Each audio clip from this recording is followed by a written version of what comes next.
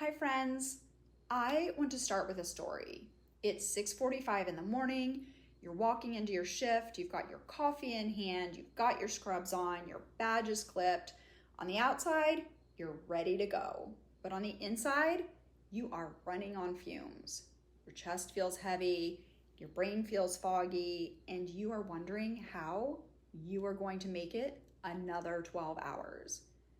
Does this sound familiar? This is nurse burnout. And here's the thing, burnout doesn't always show up as the obvious, I hate my job or I want to quit nursing. A lot of times it hides in ways we don't really expect.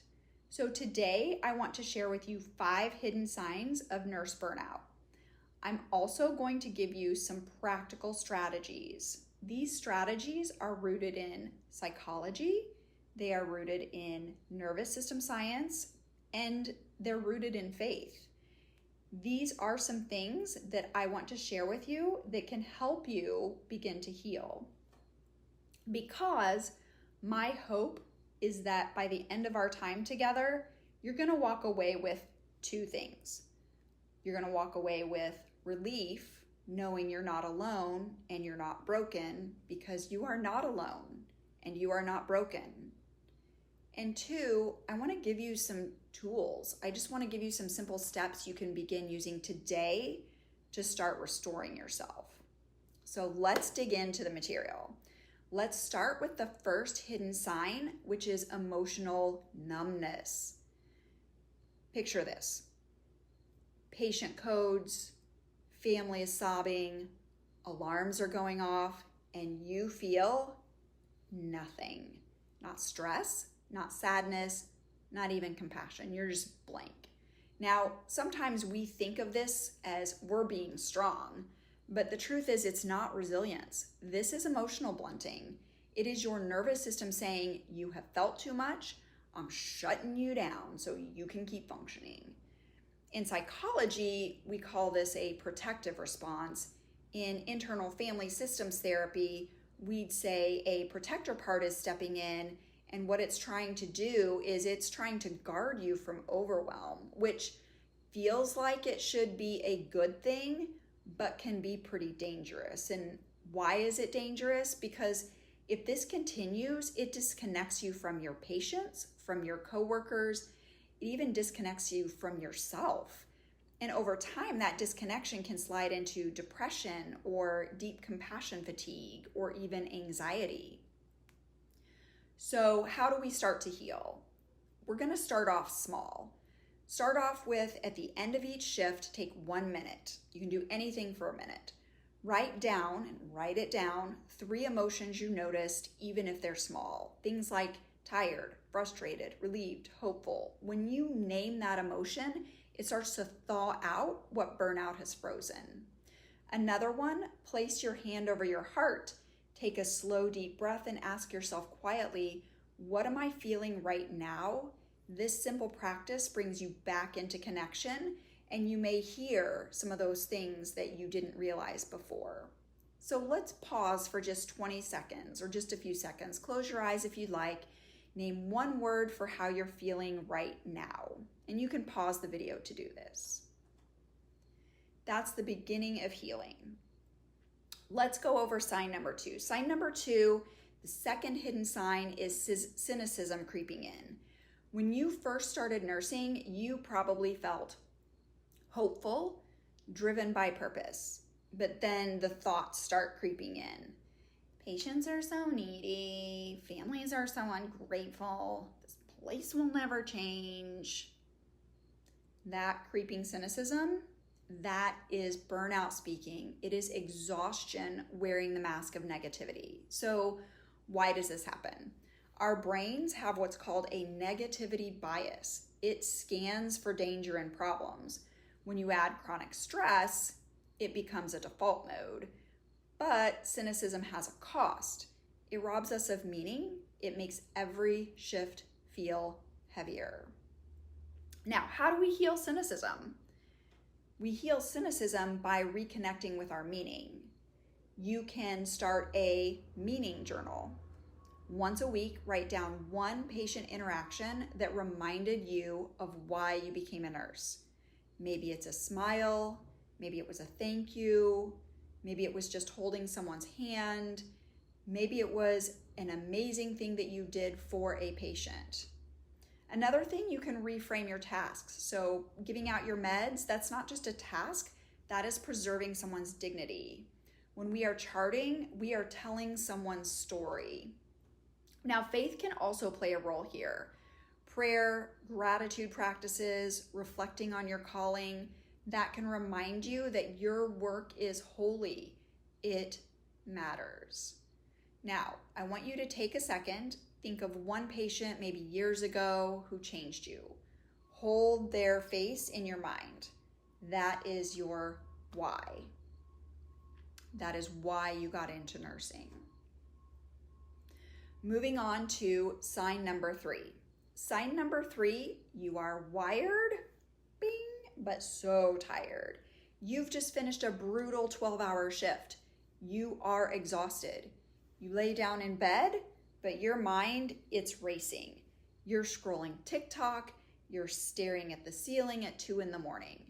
That's not just insomnia, those are your stress hormones, fight and flight, cortisol and adrenaline. They are still firing. Your nervous system does not realize that your shift is over. It's still going. This impacts everything, your sleep, your focus, even your immune system. So how do we heal wired but tired? One thing, try a nervous system reset before bed. One of my favorites is grounding. So feet flat on the floor, breathe slowly, name 5 things that you see. This tells your brain, I am safe, I can rest now. Build a bedtime ritual. Maybe it's tea, maybe it's prayer, maybe it's a 10-minute digital sunset. Put that phone away before your bed. Stop that scrolling. Another thing, during your shifts, you really want to eat a protein-rich meal during your shift to stabilize your blood sugar and keep those stress hormones balanced. Now, it's really easy because we want sugar and caffeine to get through, but make sure that we are doing the protein. So let's do this now. Put both feet on the floor, take a deep breath in through your nose, hold it, and out through your mouth, and do that a couple more times. Do you feel that shift? That's your nervous system calming. You're moving from sympathetic into your parasympathetic. Now let's talk about number 4. Number 4 is irritability masquerading as compassion fatigue. Burnout doesn't always look like sadness. Sometimes it looks like snapping at your coworker, being short with patience, rolling your eyes in report. We feel guilty afterward, right? But this irritability is often a sign that your empathy well is dry. You cannot pour out what you do not have. Healing compassion fatigue means learning to refill your own well. Even 10 minutes of true rest during a shift can help. Step outside, close your eyes, breathe. Another one, before you walk into a patient's room, just take a pause, take one deep breath, reset before re-engaging. And if you're a person of faith, you can use that moment to pray, just quick, short breath prayers. Lord, restore my compassion. He'll be faithful.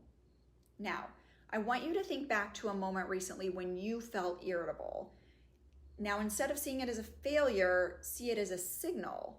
This is a signal that your body and soul are asking for you to take care of it and then attend to it. Moving into sign number 5, loss of identity outside of work. Now, this is something that I have struggled with myself and have had to do a lot of work around because it's sneaky. Nursing is not only a work, but it's a calling. But when nursing begins to consume everything, that's no bueno. Things like you stop doing hobbies, you stop spending time with friends, and even family time shrinks. You feel like your entire identity is tied to your badge. Been there, and it's dangerous. It's dangerous because you are so much more than your job. We are so much more than our jobs.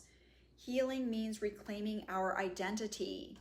So reintroduce small joys. Pick up a book, my personal favorite, garden, go for a walk, sing, dance, build rituals outside of work, Sunday dinners, family hikes, volunteering, and protect these spaces fiercely the way you would protect a patient's IV line, because they keep you alive. Now, I want you to jot down one activity you used to love, something that is not related to nursing that brought you joy. That's part of who you are, and it deserves to live again. Now, let's recap the 5 hidden signs. 1 is emotional numbness. 2 is cynicism is creeping in.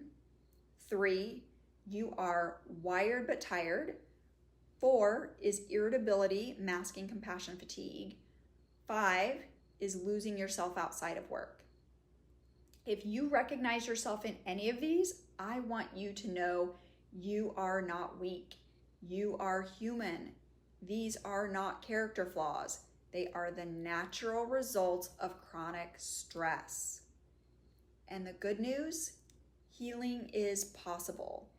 Healing begins with awareness, then with small steps like journaling, grounding, reconnecting to your meaning, resting, and rediscovering joy. And here's my encouragement: you don't have to do this alone. Healing happens in community. It happens in conversations with coworkers. It happens in support groups. It happens in faith communities. It even happens in talks like this one. Friends, burnout doesn't mean you're broken. It means you've been giving beyond what your body and your soul can sustain, and you deserve healing. Now, I want to leave you with this. Take a deep breath right now, in through your nose, out through your mouth. And that is your first step. And as you walk back into your life, remember, you are not just a nurse. We are not just nurses. We are a whole, irreplaceable human being. Thank you for the work that you do, and thank you for letting me be a part of your healing journey.